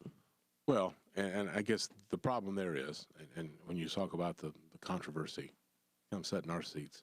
If you want to see controversy, I couldn't imagine. Yeah, so, but that goes with the territory. That's just part of it. But for and I'm not going to say for every report, but when you read one report that says A, then the other report says B, and then you can play that game forever. Yeah. If there was a clear cut, they're good, they're bad, and it was out there someplace, then everybody would be using whichever that is. So. From my standards, once this thing comes back from the attorneys, and I told last night in the meeting, I said, we will probably, the 3 of us in an open meeting, have to discuss those 3 issues. So can you share with us at this point, or is it still in the committee? What are the 3 issues that you guys are like we can't the agree sticking upon? points? Yeah. Okay. The 3 issues are this, and so in the paragraphs and all that stuff's going to be the same. The only thing is there's 3 areas that I've highlighted, which have to do with numbers, and it's going to be the setback, the decibels, and the hertz. Those are the 3 areas that the 3 of us have not agreed upon. Okay. So we've all got our own views as what they should be, and at some point in time, and there's a whole lot of other issues out there, and there's a whole lot of other things that we've changed and adjusted that I think are just as important as those 3 that we've got right there. And there's not an industry standard for those, or a county standard, or it's up to your committee to work that out for our area. It's us to make that decision. Now we look at other communities around the state of Indiana for one. We do that now. We've done that. We've got the research on that. It's just the 3 of us can't agree upon on those 3 issues at this point. We'll have to in an open meeting, and that's the way it should be. So is there a setback? What's your setback? Like your ideal, if you all are throwing darts at a number, is it 2,500 feet, 5,000 feet, 500 feet? What's a setback for you? And then I guess there's 2 different things. There's a property line and there's a structure line, right? Well, there's property line, there's setback from a residence, and then there's a setback from a town. Okay. So setback from residence would be like a foundation line, correct? Or is that wrong? Foundation of your house, yeah. Okay, yeah. Cool. Yeah. Just more so comfort I'm for your house. understanding this correctly. And at this point, I'll be honest with you, I have mine, and I sort of know what the other two guys have, but I'm gonna keep that close to the Stay tuned. vest until we have our meeting with everybody sitting there. That There you go. transitions me to my next question about transparency in local government. Sure. I've advocated for meeting times that are evenings for all these meetings, and the commissioners do a good job of that. You guys have a 6 o'clock meeting twice a month, which is generally achievable. The county council needs some work on that, but you vote for me. That's what I'm voting for. That's my pitch. Gonna help Clay Morgan out. But before we turn the cameras on in here, we've got a $300 Mevo camera and a few $40 microphones and a setup that There's 4 of them. 4 of them. I forgot Danny barely talks, but he has It's a microphone over there, too. $180. I don't know. Yeah. So You keep him straight, Danny. a few $1,000 for the setup we have here, and obviously this doesn't scale up completely to the setup you guys have because there's 3 commissioners and 7 council members and some speaking podiums and attorneys and auditors. There's a little bit bigger setup that's required for that application. But what's it going to take for us to get? We have a YouTube channel. We Facebook Live. You could do county government on Facebook Live. What's it going to take to get 21st century technology in the county courthouse so that we have public access to all of your meetings and your work sessions and that sort of a thing? Money. Okay. That's the basics to that. But I'll be honest with you, over a year ago, and I have the quotes laying on my desk from a couple different companies, and what we had talked about and was looking into was behind where Dick Bauslog sits and behind where Mike Thal sits on either side of the president of the council, pretty big white spot up there, and to put two 70-inch TVs up there, not really TVs, but monitors. Monitors, Yeah, sure. screens, And then we have a screen on the side over there already, and we've been trying to acquire a projector so that we can hook up to the computer and put a little workstation there. So if somebody comes in and they have a presentation, that would all show on that. Same thing would show on all 3 screens if possible. You would think Draper could help with that. Well, actually, Draper did. Draper gave us the screen that's hanging up there today. Okay. Oh, So- awesome. So it's installed and it's there, and we've showed things on it. We've carried in the portable one instead of having the one hanging from the ceiling. Right. But we've done that. And Yeah, man. I've tried to record in that room. I tried to sit in the very back and get a live stream of it, bad, and isn't you it? couldn't hear a single word that anybody was saying. We're going to work this out right now. Can we consider Boss Hog Liberty Media so Dakota can sit up front with Travis and Eldon and Kevin Green? If I wear my local celebrity shirt, If you guys bring all the equipment so that we can enhance that room, then I'm big for it. the soundboard and everything. The new mics did come with carrying cases, so There you there go. we go. Yeah. You've got some options. But you're gonna need more. You don't have enough. there we go. So Talk sorry into the about that. microphone, please, Mr. Baker. Yeah. So this Nixle, this Nixle program that the counties come out with, we heard a little bit about that on the last episode, which was like the very first I'd ever heard about it. Can you expound on that a little bit more? I don't know. Sure. The emergency management office actually got this started 2 years ago. The sheriff's department and the sheriff and Ron Huffman. And initially it was set up, and it has been. It's got over 2,000 Henry County people have registered into it, and it's for emergency notices, weather, road closings, some kind of a spill. The emergency management office can send that out, and it automatically goes to a little over 2,000 Henry County residents. They can also send out an alert that if you're in New York and you're driving to California, but you're driving through Henry County right now, and your cell phone's on and your cell phone hits a tower that's in Henry County or adjacent to Henry County, you'll get that alert too, even though you're not a Henry County resident.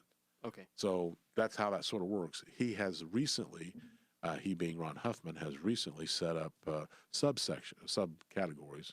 I know the town of Louisville, he's been working with them, and they've distributed it. And if the people in Louisville will log in with their keyword of Louisville, and they can then get alerts that are sent out by the town board council. president, that town council. There's a tip line now for all 5 school corporations that's been presented to the school boards that allows a student to call in, or not call in, but Text in.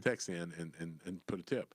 They can say that Johnny's acting strange and I heard him threatening people and he's got a gun. That doesn't go to the public. That doesn't go to anywhere. That can go to the school administrators if they want to. They have to decide that they want to. But it goes to all law enforcement, police department, sheriff's department. So is this like included with our 911 service, or where did this come from? Well, it was a grant that Ron Huffman wrote, and it's fairly costly, and I think the sheriff may have helped out a little bit with some funds for the second year. And it's a good tool from that aspect for public safety money. It's something that's an enhancement. That's what public safety money is supposed to be for. It's to enhance public safety. That this is a public safety enhancement. Not as necessarily for public safety, but he's been able to tag on there these towns and communities that want to have their own little alerts. It's not really an alert system, it's an information system. And obviously Henry County government needs that because we've been listening for the last 2 years. We don't take the paper, and you need to tell us about it. You need to but I don't inform have a us. cell phone, Butch, and it's your job to tell me. Then you read the paper. If you don't have a cell phone, then you read the paper. So Why aren't you sending a carrier pigeon to my house? Yeah. So if somebody wants the county, and they're not going to get a lot of them. I mean, before our next meeting, 48 hours before our next meeting, if I know some topics that might be hot topics, or even not hot topics, not the normal stuff, but something different or new, I'll put that on there. And I'm the one that's been given the access. As the president, it's the power of the presidency. Yeah, it's that extra money. That's how that works. I've contacted some of the other agencies, department heads, and said, hey, if you've got a meeting coming up, it's a public meeting, like the Planning Commission. I said, if you'll give me your stuff, and they've already said they will, I'll make sure that gets put out at least 48 hours before that meeting so that the public can be alerted. Now, as of last night, I put out 30 sheets of the Nixle sheets, and every one of them was gone.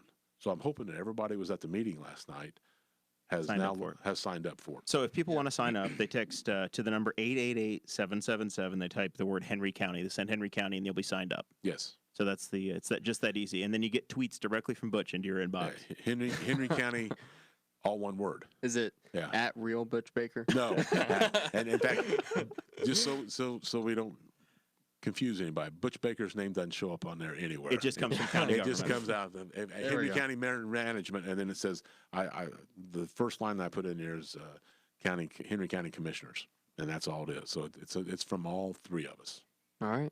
Yeah, we just got a good tip here. Maybe it would be a good idea if we put up some flyers at places, like the AT&T and Verizon stores. If you could ask them. Yeah, those guys can sign you up as you go into your cell phone store. That would be. That's a great idea. Good idea. Yeah. So we need to talk about my roads real quick, and how those what the process is for that. Because, this is the time of year where every single year in Indiana, we have the freezing, the thawing, and everything else from the wintertime, and the roads just get horrid. They get really, really bad. And I need to know how you guys set the priorities for different roads, where you call in to give the tips about, like, hey, my road is full of potholes. The answer is you go to Citizens Henry County to tag Kim Kronk, and he comes out and personally fills your pothole. I've read it 1,000 times. He personally does it? Man. Okay. To answer that question, excuse me just a second. He's going to need some water. This apparently has been rehearsed. This is a long... You're probably tired now. Long explanation. But basically... to start with, the roads do this every year, and there's nothing we can do. Just like we can't control the rain, we can't control the weather, and we can't control the roads. Our roads are bad, and if you look at the big picture, our roads, we have 800 miles of road, and which is pretty big. Which is the same for as Wayne County, County. Our population. Yeah, it's pretty big. Wayne County has about 800 miles of road.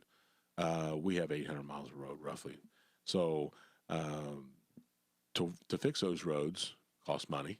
We have there's 4 mechanisms for funding. 2 of them are taxes, gas taxes, and then there's a couple other. There's a low hut tax, and there's a wheel tax, which is a low hut tax, and so some of that funding, 3 of those fundings, every penny of it has to go into material. It can't go into labor. It has to go into material. You have to put that much money in material. That's really interesting. I never knew that. Yeah. So not man hours or anything. No. The other fund can go for man hours, and it does. But 3 of those funds have to go for material. Well, why is that? State statute. The state sets it up that way. The way the state sets it up. We don't control that one. Huh. That's really interesting. Now, having said that, it costs around $75,000 to redo a road, asphalt. 1 mile. 1 mile, $75,000. That's crazy. So 75,000 times 800. If we start the GoFundMe now, you can get them all done. Yeah, there we go. Well, $1 million will do approximately 14 miles. Now, we don't pave every road. Some roads we look at, and they're sound. Maybe they're alligator cracked, and that's going to let water down there. And You just need and some tar. So, yeah, it needs to be double tarred and chipped, and that will preserve that road for a period of time. Most roads, when they're redone, repaved, they're going to be good for approximately maybe 10. Now, Danny got his years. road paved. Who did he buy off to get his road paved? Down in Wasn't me. Greensboro I didn't get no money. It's great. Yeah. Well, and then Cade and I actually went together to get the road done. Isn't there some type of county or city official that lives out there towards you? I heard Are the we not mayor gonna? Are lives we not pretty gonna get close. into that? Yeah. Oh wait, we're still trying to get him on the show. Forgot. To answer your first part of your first question is it's called PASER. There's a state, federal guidelines for rating the roads. And once we have a couple county employees that have been certified for that, so they go out and they rate the roads. And the roads change. If you rated a road 2 weeks ago or 2 months ago, especially 2 months ago, and there was no snow on it, you went out and rated the road, it's going to change now because some of them are blowing up. Some of them that didn't look too bad a month ago are disastrous now. Oh, So we just had a roller coaster ride in the winter, man. Yeah. But my road's so nice, I have lines on it. And not many people can say that. See, It's true. He's bragging, man. Yeah, he lives he out in is. Westwood. Yeah, he is. Yeah. He's Henry Township's elite. It's highbrow. And I'm glad that we could take care of your road for you. And remember that at election time. I appreciate it very much. I'm not complaining. Yeah, that's very nice. But I guarantee you, out of the 300 or 400 miles of road that are not too bad, all the rest of people, we're going to give them your name and number, and they can call you. 765 52. So 2128. So what I'm hearing is that Danny is a member of the Boss Hog of Liberty podcast, and that made him important enough to have his road paved. I don't know. It's hard to say. That's a good question. So there was an announcement question. yesterday. One last thing on the roads. The county, about a month or two ago, there was an announcement that we'd applied for some grant money. Yes. Next Level Roads money was awarded, and it's not going to go to roads necessarily. It's going to be there's a lot to roads. You have bridges, you got roads, and you've got signs. So this is going to be $640,000 towards signs. Signs, yeah. In 2021. Over a period of years. Yeah. Yes, yeah. And the signage is something that you don't think about until it's not there. Until you can't see that it's County Road Yeah, 300 South. right. And you're like, where the hell did that go? Yeah. $640,000. Yeah. I should be in the sign business. There you go. That's 4 townships is all that's going to pay for. That's like Wow. 20% of the county. Either that or the asphalt business, because Yeah, that's where the money's at. We can't have an 75,000. asphalt business in this county because somebody voted no. You're right, and that's one of those unfortunate things as far as I'm concerned, because our county highway has to drive to Shelby County or to Delaware County Delaware County to get asphalt. Gosh, So that's another thing I never even thought about. yeah, if they need 60 trucks of asphalt today, and once that machine starts going down the road, It can't stop. if they do stop, then it stopped. You've got a the joint. rest of your life, when you drive over that, you're going to feel it. So they need it to continually go. So they got to have those trucks sitting there waiting, ready to go. Not been sitting there too long because the stuff has to be at a certain temperature. So it needs to drop in there, and they need to go on down And the road. You know who pays for the gas that it takes those trucks to get down there? Yeah, Because all I of us. drive a really big truck for a living, and it does not get very good gas mileage. No. So that's a lot of hauling. Where if we had a asphalt plant in the county, and everybody agrees that we need an asphalt plant in the county, but they also all agree that as long as it's not in my backyard, Right. You ended up in Prairie Township, huh? I'll take it. I got a big field, and I'm sure the guy that owns the field over there will be glad to sell. sell. You think they sell can fit film. one back here in my backyard on H Avenue? Nah, I don't think so. I'll tell you what, you can put one. The zoning problem with that. The old Firestone facility is heavy industrial. That might be a spot. Yeah. There you go. Yeah. But the reason they probably never really looked at it because they always try to get something out on State Road 3, more centrally located that that not only the county highway and the city could use, highway department use, but other industry could use it also. All right. This is the very last thing, the very last topic that we have on the show notes. It says Memorial Park Saddle Club or the Doughboy stance. Yeah, the whole Memorial Park thing. Man, I really want to know about this Doughboy. I want to know what you think about that. What even can a commissioner do with that? Like, is there anything that you can do about the Doughboy statue? Sure. Yeah, we can. Right now, it's in the hands of the park, and it's in the hands of a committee that was put together, and there was been numerous meetings. There was 60, 70 people at several meetings throughout the state or the county of Henry. They were in Middletown and Nicetown, Newcastle, a couple different locations in Newcastle, and there was numerous of them. And I attended a lot of them. I think I missed one or two. I was never on a committee, but I attended the meetings, and they broke up into subcommittees. And one of the subcommittees dealt with the memorials and the Doughboy issue, and then brought back the report. And then that committee then brought back the report to the entire group, and they voted and made a decision to do certain things. Then it was taken to the park board, and the park board listened to. And it's more than just a Doughboy. There's a whole lot of different areas out there that they were looking at and adjusting. So they have got to the point to where everybody was in agreement at that point. And there were 60, 70 people pretty much at every one of those meetings. Wow. Some of them was the same people, some of them was different people. And then as with most things, when you get to a point to where action's taken, money's been raised, and things are starting to happen, and then as the word gets out a little bit more, not that everything was announced and everything was there, but now there's a group of people that are opposed to it. It's still in the park board. The park board's got the decision on it. Push come to shove, just like anything else, the commissioners could override their decision. I don't know that would happen. If the park board says we're going to put it back, they're going to put it back. If the park board says we're going to put it down there, then it's probably going to go down there. I don't know that the commissioners, the three of us, would entertain overriding whichever decision that they decide to make. And I know they've committed themselves, but I also know that they're willing to hear more. So that means they're at least going to listen, and maybe make a different decision, or maybe make the same decision. From the last park board meeting, the committee that's moving forward is hoping to have something in place by July, for July 4th. Yeah. So, I mean, if they're on a certain path, you're running out of time to change it if something's going to change. And if you're asking me for my personal opinion, whether it goes back or goes down there, I mean, I think that's up to the park board. But as a young man growing up here, I knew the Doughboy. So many people that I've talked to, even my age, Doughboy, what's a Doughboy? And they didn't know it. Now, when I was growing up, I did spend some time in the park, so I knew about the Doughboy. But at the same time, there was different things different then. I mean, back, and there's a picture floating around from the Courier Times when the Doughboy, I think 1929, 1928. I think 29, yeah. 29. 29. And that picture, there's no trees, there's nothing, it's there.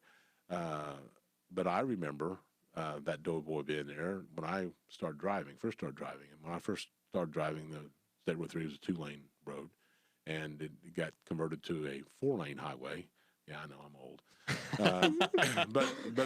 But the road actually was higher there in front of the Doughboy back then, before they cut it down and dropped it down considerably distance.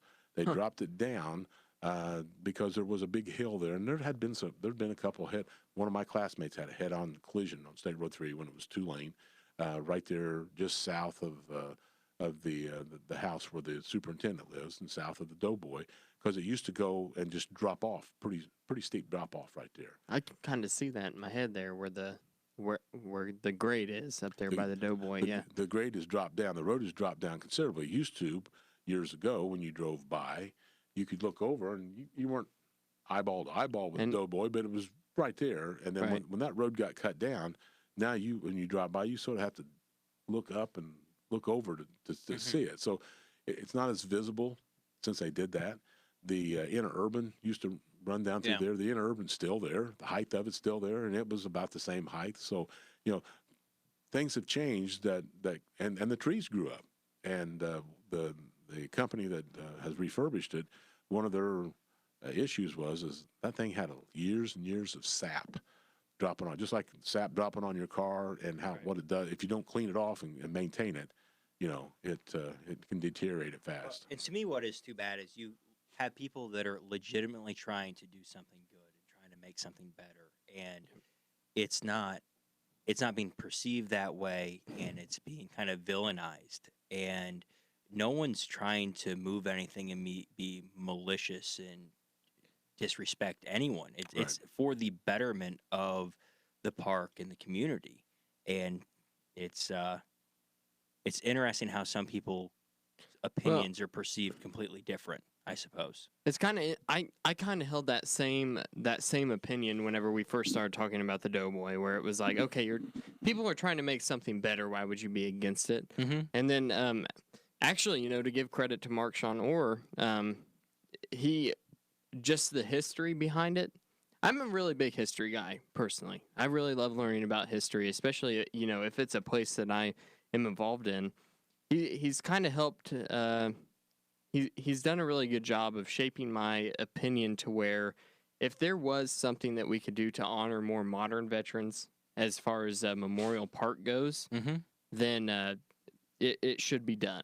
And I think that it would be worth trying to, even if it does take longer, even if this thing isn't done before July 4th, then I do think it would be worth to see if we could get enough money raised or by grants or anything to where we could add a new memorial to our memorial park. Yeah, whether it's that one or another one, I think it's a memorial park that's a living memorial. So there's always going to be, as long as we keep dropping bombs and sending kids overseas, we're going to keep adding memorials to that park. Sure. Yeah, unfortunately, that's the way it's going to go. And that was another interesting thing that you brought up was about the rail that went through there. Was that I saw recently that there was a proposed trail that was supposed to head through that area. Yes. And if that happened, then obviously it would really help access to the Doughboy where he presently is. Right. So I thought that was pretty interesting. Yeah. So the park is not only a veterans park, but it's also the home to the Henry County Saddle Club and Henry County Fairgrounds for 4-H. So there's a project that you've been supportive of, relocating from the current grounds to a new 5-acre site for the Ag Expo Center. The ground that's been set aside. Well, and the proposed is 60 acres. It may take 5 acres. 5 acres for now for development now, and then the long term, the larger acreage area. Yeah. Just want to be accurate if I'm gonna. Sure. So yeah, and obviously when they started the overall meetings and the different groups that started this process, there was an initiative for the 4-H purpose of it to rebuild the barns behind the Smith Building. And then when that process started, there was an issue with the condition of the ground. And it was recommended it was told that we couldn't build there because the ground wasn't stable enough to build that kind of facility there. So it's going to be cost prohibitive to put the right foundations in because that's not virgin ground. It's fill ground. It's fill ground, right. So they have pretty much everybody has agreed. We haven't signed an agreement yet, but it's in the works to move it over to the same side of the road as the Saddle Club is, adjacent to the Saddle Club. And that would put the Expo Center and the 4-H facility for everything over there. And again, that would house 4-H.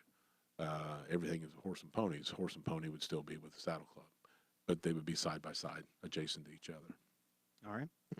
Very good. Well, we're at that point in the show where we get to final thoughts. If people want to, have we covered? Is there any other major issue in the campaign that we haven't hit, or we flogged the horse to death?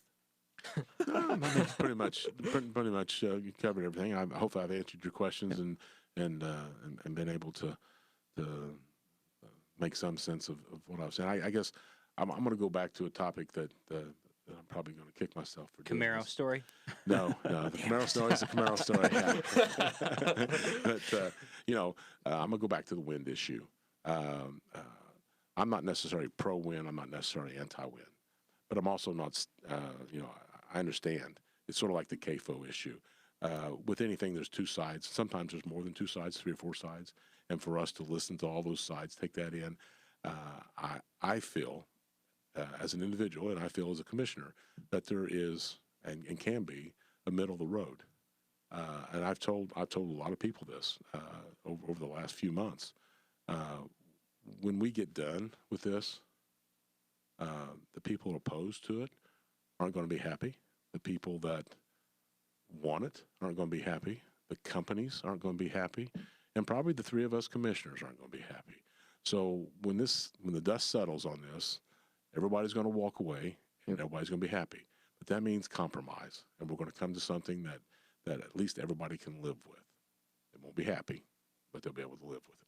Sure. Yep. So I know you're not taking money for your campaign, but if people want to volunteer their time, walk with you, help put out yard signs, how do people get in touch with your campaign to do that? Well, I have a Facebook that I'll be honest with you, I don't look at myself. My wife manages that for me, and she takes care of it. She keeps me informed of what's on there, and so if they want a yard sign, I'm starting to put them out now. If they want to Facebook me, my wife will get me the information, and I'll get you the sign. If you want to, there's going to be a few Saturdays here coming up in the near future that I'll be walking door to door in different parts of the community, and I'm probably going to put that schedule on the Facebook. And if you're in that area and you want to help, there'll be a meeting place where we're going to start off with, or Facebook it and tell my wife so she can tell me, and I'll be glad to get you some handout material and you can go walking with us. Well, very good. So City Councilman Aaron Dickin messaged us and said that I have to get you to read some Morgan Freeman because you've got the voice of Morgan Freeman on the air.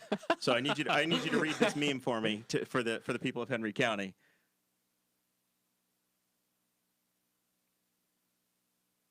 To read this? No, read this right here. Oh. Yeah. Famous quote. Get busy living or get busy dying. There you go, Aaron. Don't say we never did anything for you, sir. All right. Well, thank you, Butch, very I much like for hanging out Aaron's with that us. was brother awesome. a lot more. You like Aaron's? Yeah. Yeah, Aaron's brother's a lot better. Yeah. Wes. You think You're so? a big Wes fan. Dickin? Yeah. Could Wes run for mayor of Newcastle? He'd give it a dickin'. You guys see what I did there? All right. Well, thank you very much, Butch, for joining us. Thank We'll see you. if Danny's got any other questions for you or things to ask about. I think I'm out. I That's it? appreciate all your service. You and your family have given up a lot to do everything you have in the community, and you continue to do so. So I know you get a lot of ridicule, and it's probably not worth the time and effort half the time for you. But Danny shakes Thank his you. head all the time at the volunteer stuff I get myself into, going, why the hell do you do this? And I'm sure he feels the same way. I don't have the patience for it, so I really do admire it. It's really impressive, and Rebecca does the same thing. So And we enjoy it. I mean, I enjoy doing this job. mhm. I enjoy dealing with people. I enjoy talking to people, even if when they walk away, they're not happy.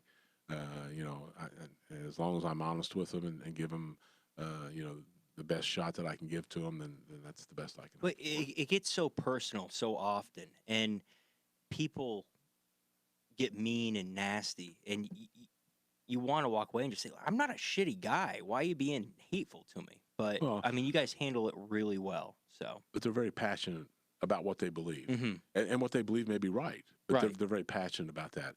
So I don't get upset about that when they say I'm a crooked or this, that, and that. I mean, they believe that, and they have the right to believe that. Right.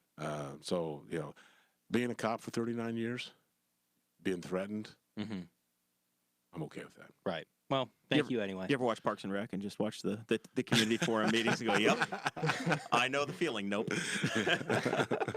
I've a long time thought about that. In fact, whenever I was in Florida, I ran into a guy who was down there. We ended up talking for a long time, and he's like, the only thing I know about Indiana is Parks and Recreation. Parks and Recreation. And I was like, well, you pretty much know everything about where I'm from.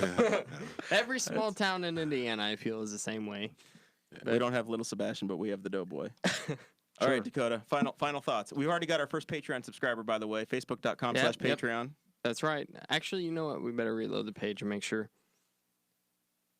We got one so okay, far. we still have the Brantley one. Spicer is in at $23 a month already. That's right. I don't know how he decided on 23, but we're thankful for I every think dollar. he's 25, and then Patreon takes their little Oh, they cut. steal from us. Yeah, they it's take like their cut. taxation.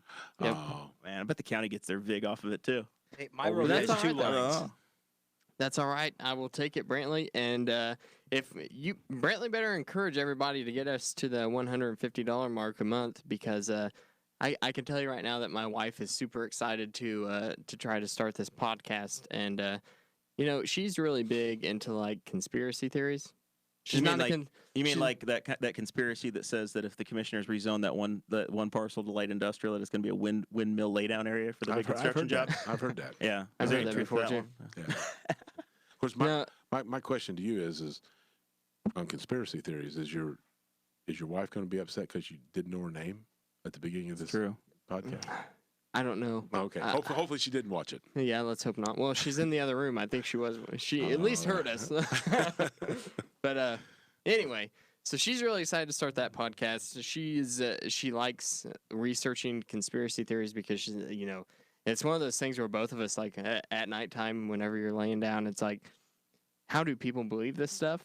Like, And then you look over and yeah. she's sitting right next to you. No, she's not a conspiracy theorist herself, but I think that one of her things is she just she loves researching things. Like, she just loves researching stuff and trying to find facts about things. So that's what we're really interested in it. Once again, our goal for that is $150 a month for 17 cents a day. Just 17 cents. Like, you can find that in your couch cushions every day. That is your $5 a month subscription to the Boss Hog of Liberty, and you will get a private shout out, or not a private, but a public shout out from us, and then joined into a private Facebook group. And then 33 cents a day, man. The perks really jump up really fast. It's like we're paying for starving kids in Africa. Yeah, No, that's I- right. Sarah 33 McLaughlin with puppies in the background right In now. the arms of the angel. No, but by 33 cents a day, that's only $10 a month, and you can donate that to us on the Patreon account, and that will give you access to a private RSS feed that is any, you know, behind the scenes audio, behind the scenes video that we produce, and you will see that. You will get that first. But most importantly, we are the most independent source of news and journalism in Henry County and in this whole area. Really, I mean, We're we your have only local people. talk radio that you Oh got. my gosh, This yeah, is it.